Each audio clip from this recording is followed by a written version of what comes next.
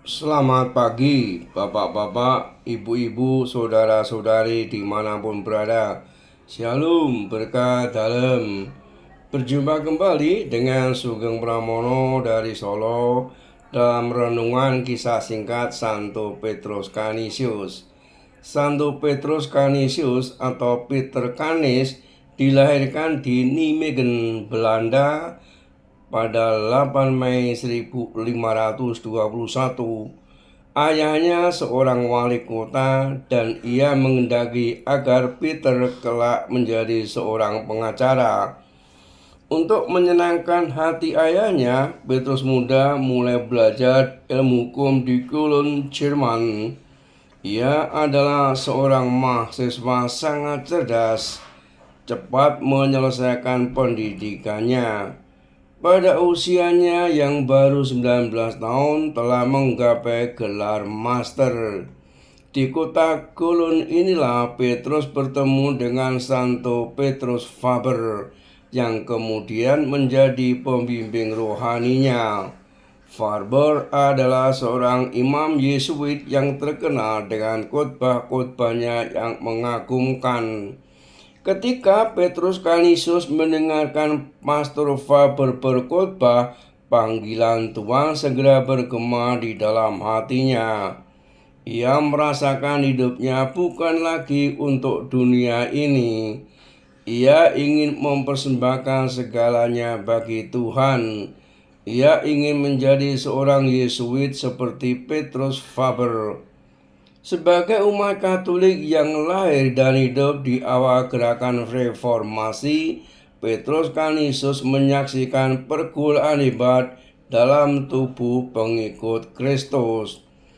Petrus lalu meninggalkan karirnya di bidang hukum dan bergabung dengan Serikat Yesus pada tanggal 8 Mei 1543. Setelah beberapa tahun dilewatkannya dengan belajar dan berdoa, ia dihabiskan sebagai imam pada tahun 1546. Santo Ignatius de Loyola yang melihat ketaatan dan semangat yang bernyala-nyala dalam diri Petrus Canisius kemudian mengutusnya ke Jerman. Di sanalah Petrus berkarya luar biasa selama 40 tahun. Ia mendirikan biara Serikat Yesus pertama di Jerman. Selama 60-an tinggal di rumah, Petrus mengisi waktunya belajar di kolose Yesuit pertama di Messina dan merintis pembaruan universitas di Ingolstadt, Bavaria. Setelah Jerman, Petrus menerima perutusan baru ke Wina, Austria. Tugas yang sama seperti yang pernah ia kerjakan di Jerman. Pengaruhnya di Wina sangat besar.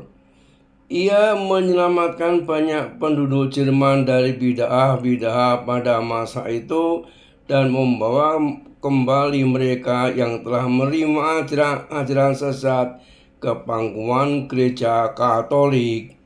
Karya-karyanya sangat menyolok. Ia mendirikan sekolah kolose serta seminari, mengajar, berkhotbah dan menguatkan para rohaniwan yang mengalami krisis panggilan. Tentang pewartaan Injil, ia mengatakan, membela gereja di tanah sendiri sama penting dengan melibatkan gereja di tanah misi. Ia berpandangan jauh ke depan sehingga menaruh minat besar pada penerbitan.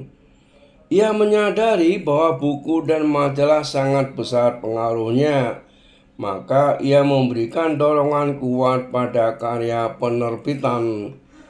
Meskipun banyak kesibukan, Santo Petrus Canisius masih sempat juga menulis banyak buku tentang iman. Ia menyadari betapa pentingnya buku itu. Ia mengadakan kampanye menghentikan diperjualbelikannya buku-buku yang menyesatkan. Sementara itu, ia melakukan segala daya upaya menyebarluaskan buku-buku yang baik yang mengajarkan iman.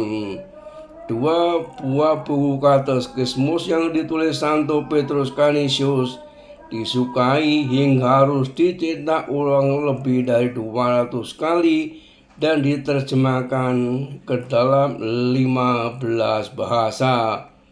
Yesuit yang mengagumkan ini tutup usia dalam sebuah kolose yang ia dirikan di Fribourg, Swiss.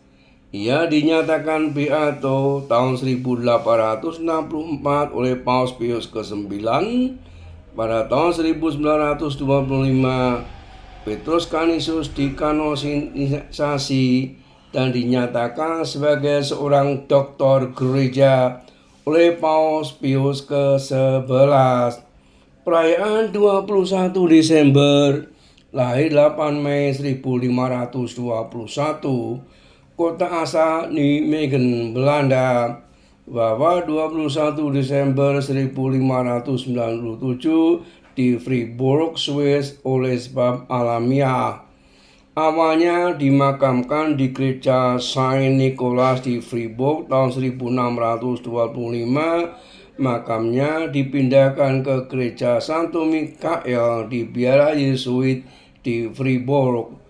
Beatifikasi 12 November 1864 oleh Paus Pius ke-9. Kanonisasi 21 Mei 1925 oleh Paus Pius ke-11. Salam peradaban kasih, terpujilah Tuhan. Amin.